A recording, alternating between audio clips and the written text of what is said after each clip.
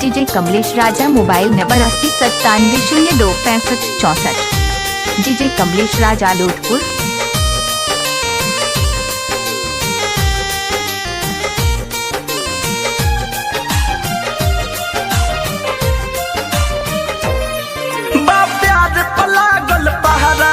कुछ होना चाहे तहरा हो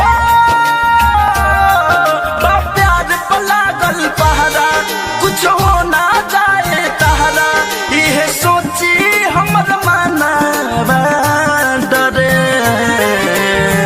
मोहती यह जानू तू हमारा घरे, मोहती यह जानू तू हमारा घरे।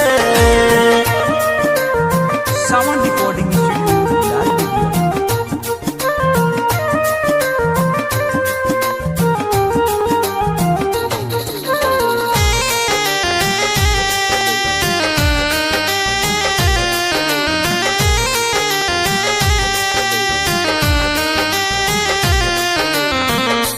के वाला पी के पकारा गइल बाटे, हला भइल घर में राते माइला गल डाटे।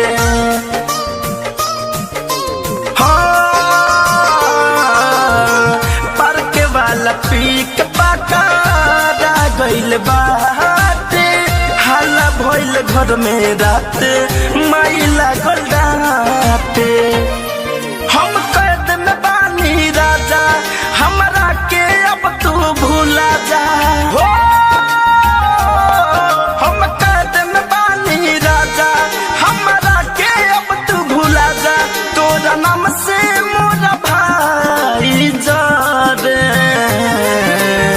मोहते यह सोना तू हमारा घरे, मोहते यह राजा तू हमारा घरे। डीजे कमलेश राजा मोबाइल नंबर 8097026564। डीजे कमलेश राजा लोटपुर।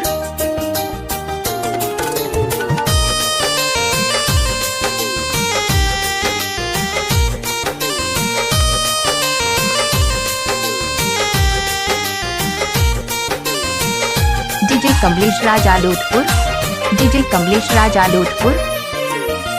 धरे कंधनंजय बात सुन महेश हो, लगता कि अब तुझसे होई ना मिलन हो। हाँ धरे कंधनंजय बात सुन राकेश हो, लगता कि अब तुझसे होई ना मिलन हो। सुन के दिल घबराता, शादी ला दुल्हा खो जाता। सुन के दिल घबराता, शादी ला दुल्हा खो जाता। सारा घर के लोग जुलुम करे,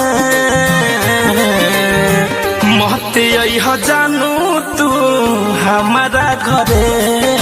डीजे कमलेश राजा मोबाइल नंबर 8097026564।